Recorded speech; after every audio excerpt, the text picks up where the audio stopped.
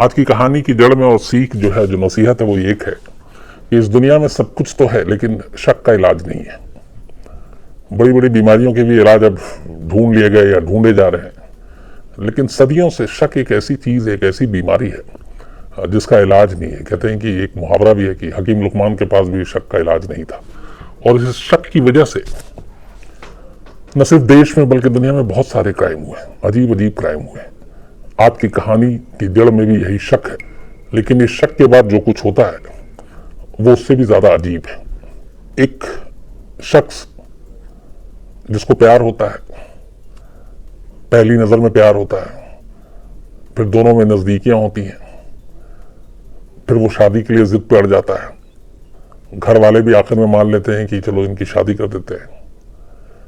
अब वो निठल्ला था, काम काज करता नहीं था, लेकिन शादी का बोझ जब जिम्मेदारी आती है तो कहता चलो काम भी करेंगे।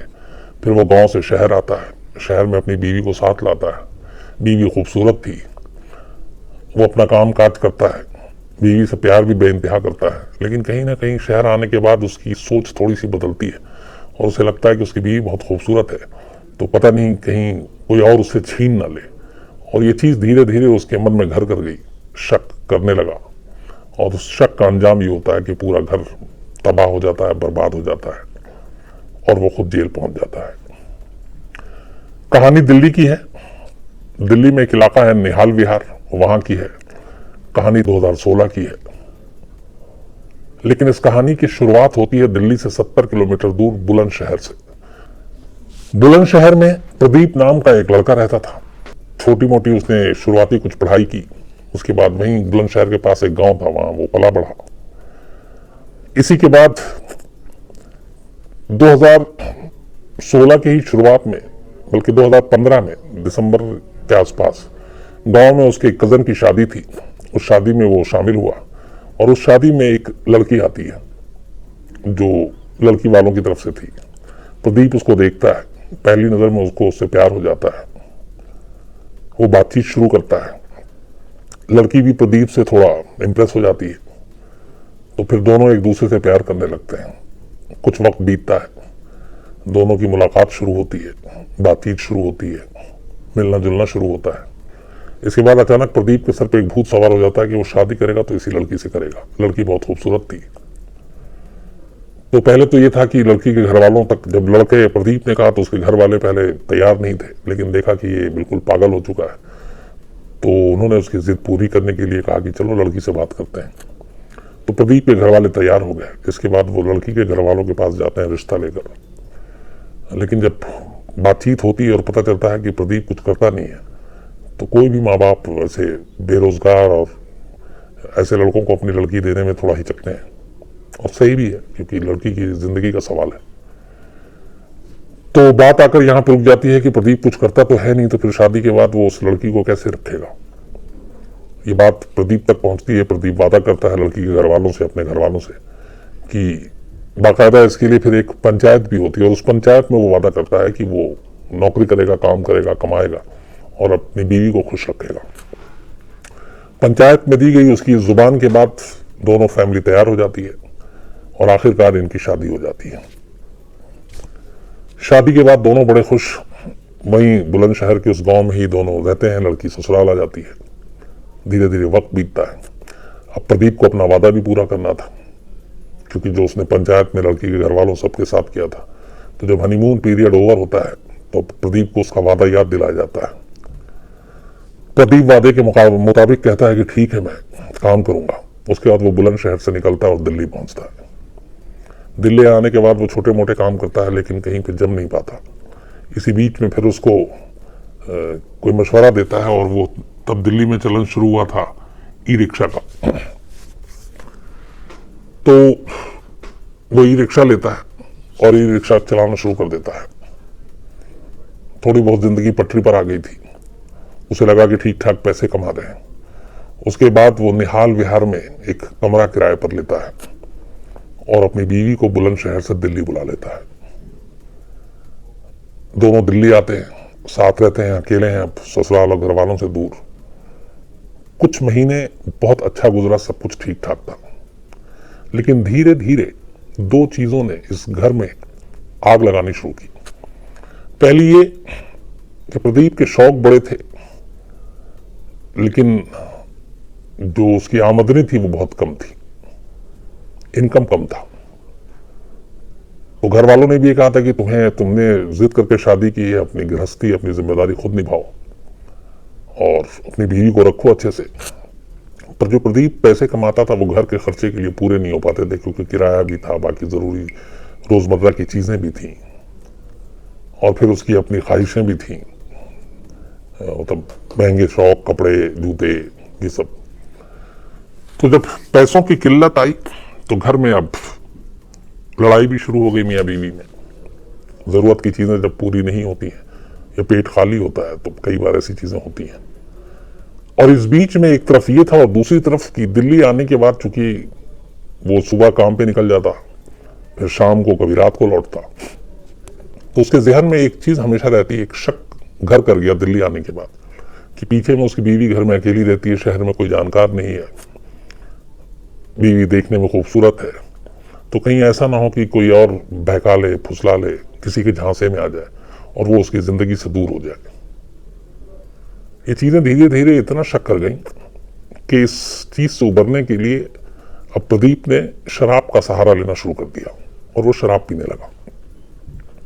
इस बात को लेकर भी अब घर में लड़ाई हुई, लड़ाई चलती रही, और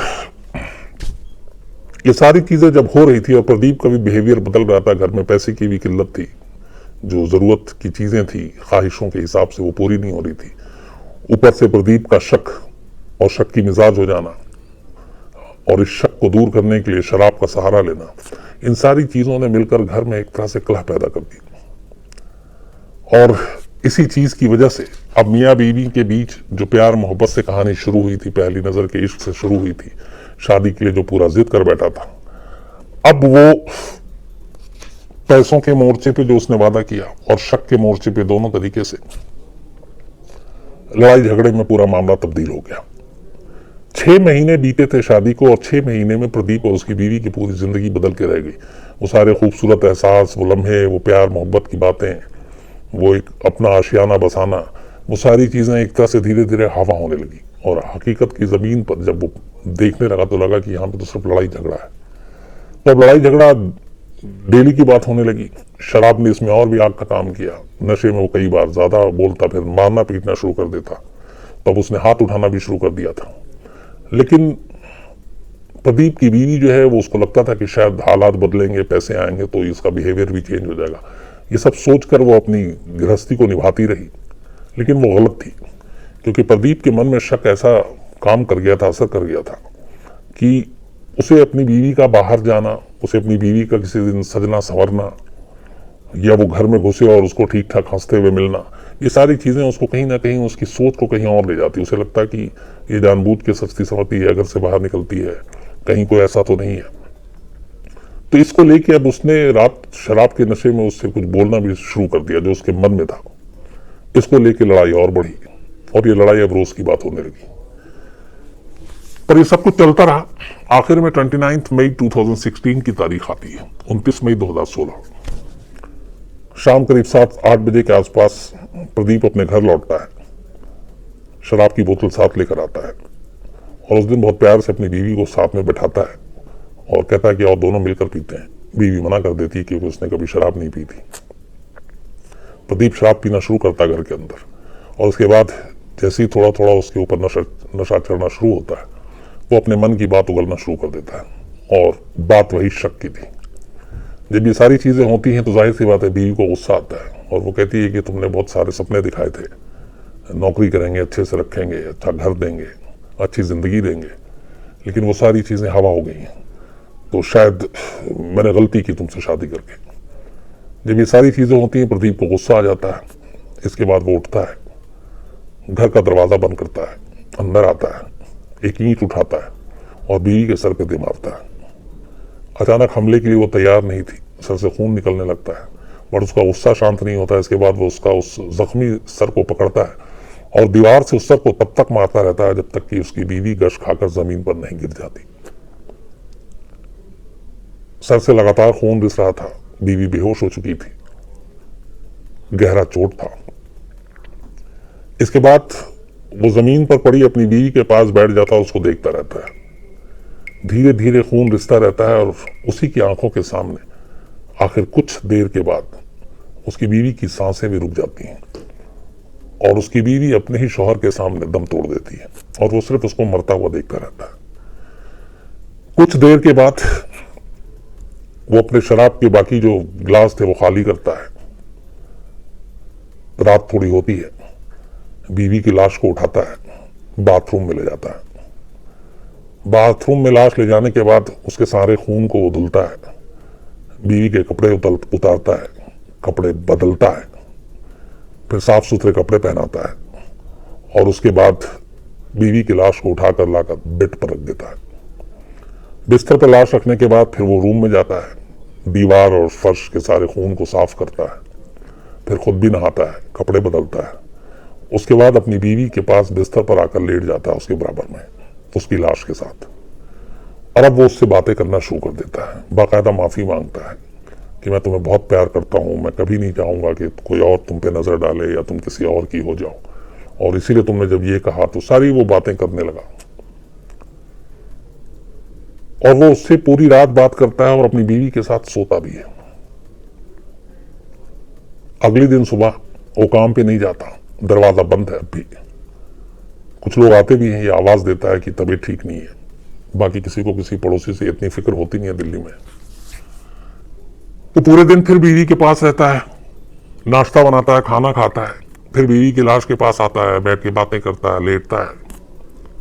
धीरे धीरे फिर अगली रात आ जाती है। फिर खाना वाना खाने के बाद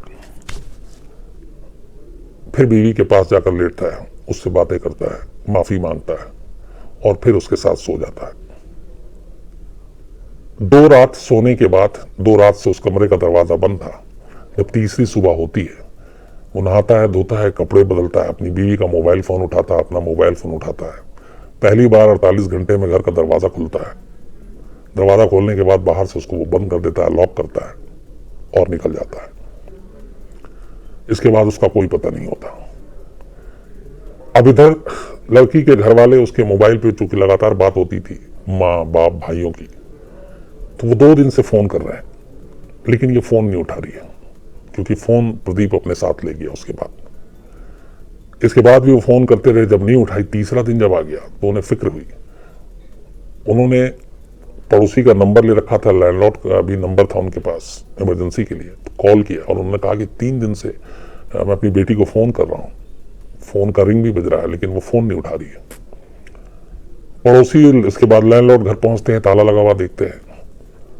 फिर उन्हें कुछ फिक्र होती है, पुलिस को कॉल किया जाता है, पुलिस आती है, ताला तोड़ती है, अंदर जाती है तो देखती है कि बेड पे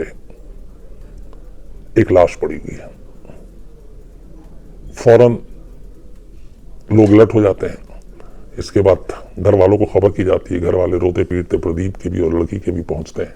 प्रदीप गायब था और लड़की की लाश का फिर पोस्टमार्टम कराया जाता है। पोस्टमार्टम जब होता है उसके बाद उस पोस्टमार्टम रिपोर्ट में एक अजीब सी चीज आती है जिसको सुनकर पुलिस वाले भी दंग रह जाते हैं। वो ये था कि इस लाश, एक तो मौत की बता दी थी कि करीब 72 घंटे पहले हो चुकी है, और उस लड़की की उसके कत्ल के बाद उसके साथ 2 दिन तक सेक्स किया गया था। ये पोस्टमार्टम रिपोर्ट में आता है। तो ये चीज जो है ये पुलिस को भी चौंका देती है कि कोई कातिल इस तरीके का सोच कैसे रख सकता है कि वो लाश के साथ इस तरीके से सोए और ऐसी ऐसी चीजें करे।